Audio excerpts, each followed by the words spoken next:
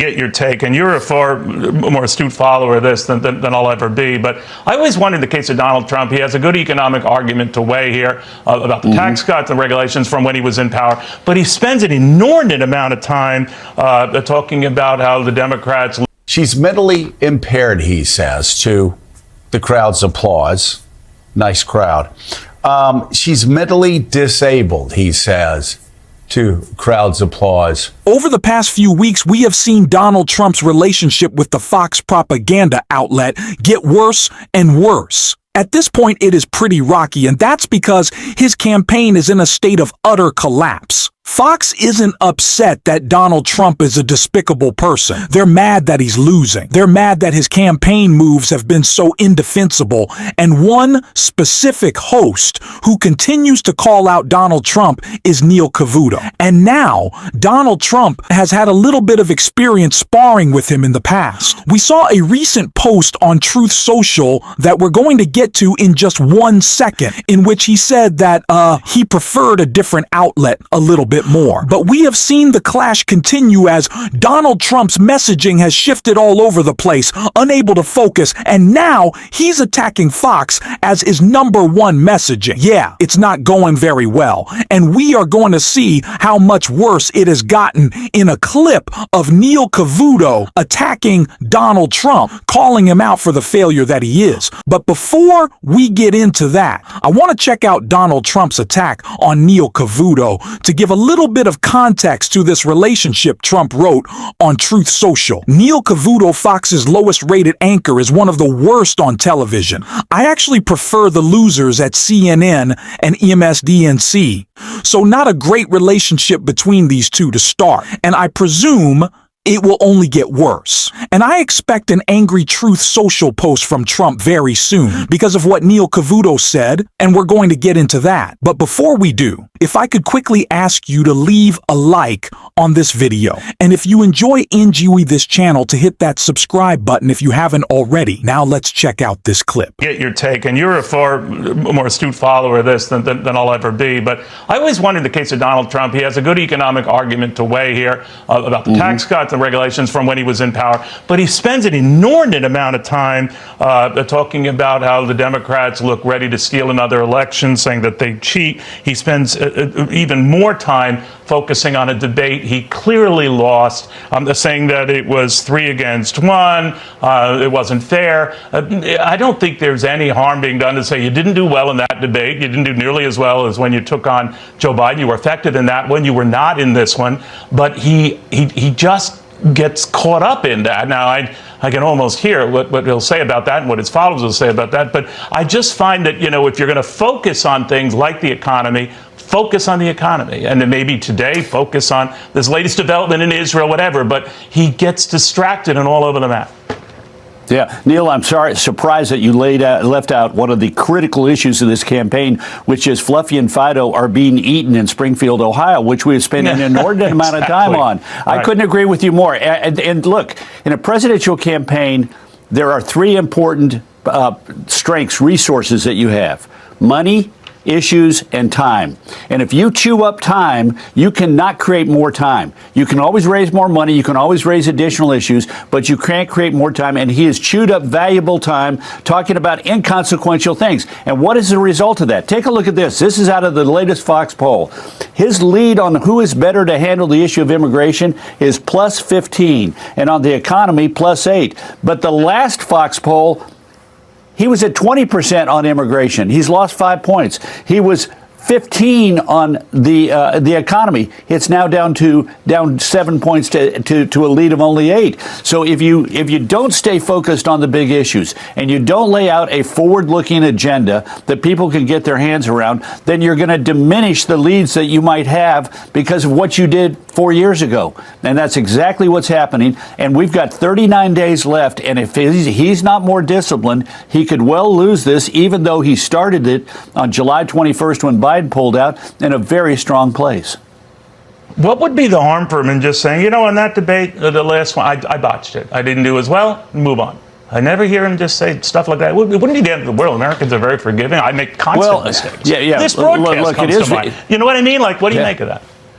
Yeah, well, look, it is what it is, and move on. I'm not certain he needs to apologize for it, but he should have done better, and it was so easy to do better. Look, for weeks, the Harris campaign said we're going to try and provoke him, and they did, and he fell for it each and every time. What would have happened when they said when she said your crowds are small and people are bored? If he'd said in response, I know what you're trying to do. You're trying to get me to talk about crowd size rather than your lousy record on the economy, inflation, cost of living, and the border, and I'm not going to fall for it. In fact, let me tell the American people what I'm going to do about those three big issues. I mean, the debate would have been over. It would have been over. And similarly, rather than complaining about the ABC moderators with just sort of you're beating up on me, what if he said, "Look, I understand that you are fact checking me, but pretend like you're doing a fair job."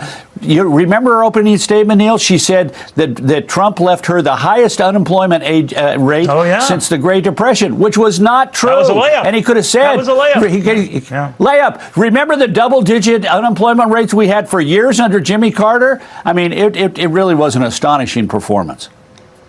Yeah, and he did it effectively and didn't take the bait from Joe Biden in that debate. He did in this one. Absolutely. But it is what it is, my friend. All right, thank you very much, Carl. Always good seeing you. Carl Rowe on all of that. Well, I don't like to agree with Fox, ever unless it is Jessica Tarlov speaking the truth. This is so spot on Donald Trump's messaging, as we have talked about throughout this entire campaign since Vice President Harris entered the race, has been all over the place. He hasn't been able to deliver one cogent message throughout this entire campaign. He has been all over the place, whether it's McDonald's or Hannibal or windmills attacking Fox. He can't land one political blow on VP Harris without actually offending and upsetting his own voters. And one attack that he's tried to lean on a lot lately is challenging VP Harris's intelligence in really just a gross and offensive way.